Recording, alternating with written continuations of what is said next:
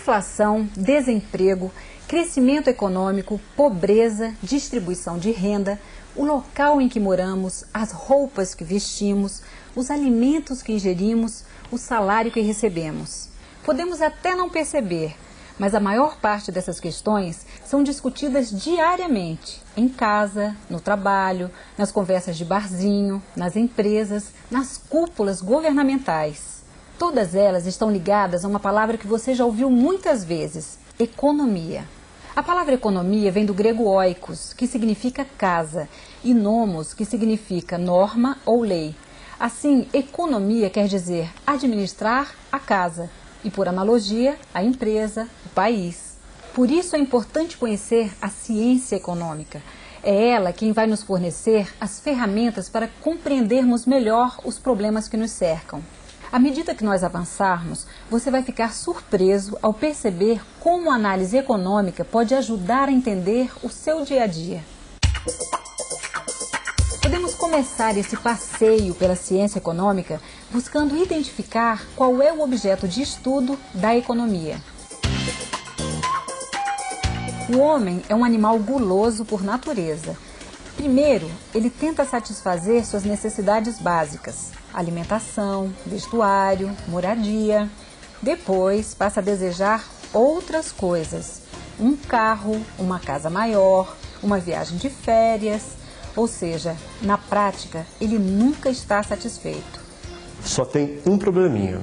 Apesar de as pessoas quererem sempre mais e mais, não há recursos disponíveis para todo mundo. É aí que surge o objeto de estudo da economia: a escassez.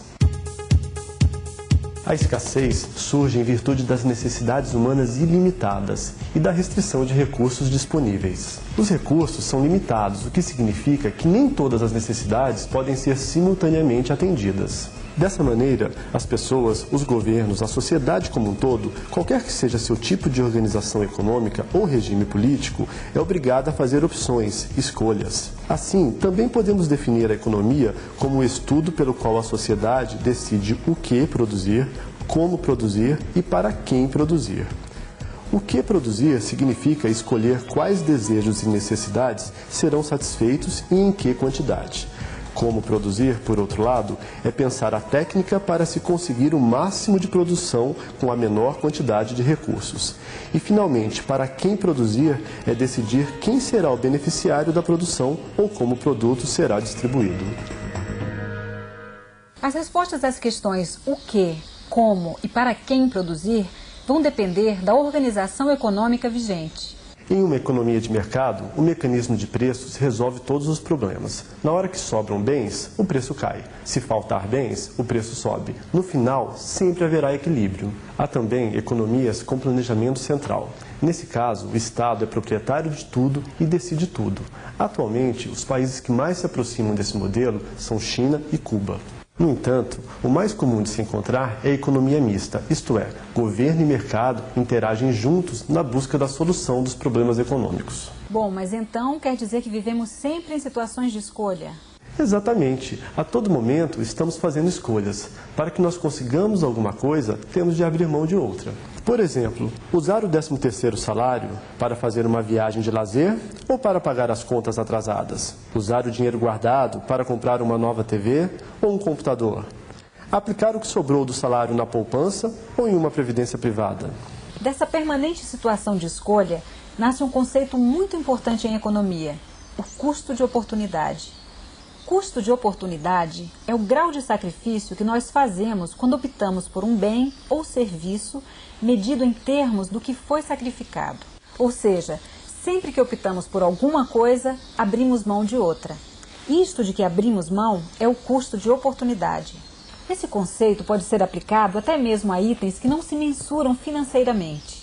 Por exemplo, vamos supor que você opte por fazer um curso todos os dias entre 7 e 10 da noite. Normalmente, esse era o horário que você costumava ficar com as crianças.